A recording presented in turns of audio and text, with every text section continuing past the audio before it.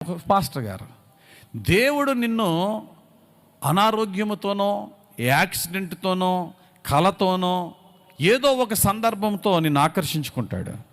ఆ తర్వాత పక్కన కూర్చొని నీతో మాట్లాడ్డా మాలాటోళ్ళని పంపిస్తాడు, సేవకుల్ని పంపిస్తాడు.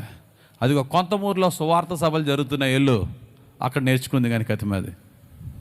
నువ్వు వచ్చి ఇక్కడ కూర్చొని వింటావు. దేవుడు నీతో మాట్లాడినప్పుడు ఆ మాటలకు నువ్వు లోబడు.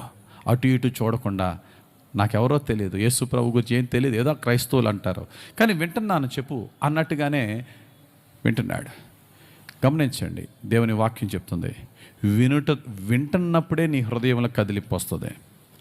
భక్తుడైనటువంటి పౌలు లుస్త్రా అనే పట్టణంలో వాక్యం బోధిస్తున్నాడట. బలహీన పాదములు కలిగిన వాడు, నడవలేనివాడు, కుంటివాడు అక్కడ కూర్చుని వాక్యం వింటున్నాడట. అందరినీ చూస్తూ ప్రకటిస్తున్న పౌలు వాక్యం అలా కళ్ళు పడ్డా అతని మీద. కాళ్ళేమో కుంటి, నడవలేడు. కానీ అతడు క్రైస్తవుడు కాకపోయినా ఆసక్తిగా వాక్యం అలా వింటున్నాడు. అతడు వింటున్న పోస్చర్, వింటున్న విధానం చూసి పౌలు గారికి ఒకటి అండర్స్టాండింగ్ వచ్చింది. ఏంటి తెలుసా? అతడు వినడమే కాదు, విశ్వాసం చూపుతున్నాడని చెప్పి, అతడు స్వస్థత పొందుకోవడానికి కావాల్సిన విశ్వాసం అతనికి ఉన్నదని తెలిసి లేచినాడు అన్నాడు. అప్పటి వరకు నడవలేని వ్యక్తి దిగ్గున లేచాడు.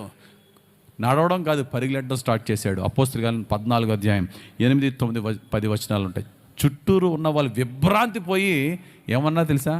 రే, దేవదూతలు మనుషుల రూపంలో వచ్చేసారురా, ఈడు కుంటోడు, ఈడు మనకు తెలుసు కదరా, ఈడు అసలు ఆడు నడవలేడురా, ఆడు జింకలా పరిగెడుతున్నాడు రా, ఇతడు ఏం చేశాడు? జస్ట్ ఎ వర్డ్, లేచున్నాడు అన్నాడు అంతే. దేవదూతలు మనుషుల రూపంలో వచ్చేసారా అని చెప్పి పౌలు గారికి దండలో, పోదండలో, కొబ్బరికాయలు పూజలు చేసేస్తున్నారు అక్కడ.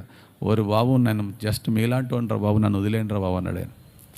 అంటే ఇక్కడ లుస్త్రాలో బలహీనమైన పాదములు కలిగిన వాడికి స్వస్థత గల కారణం ఏంటి తెలుసా?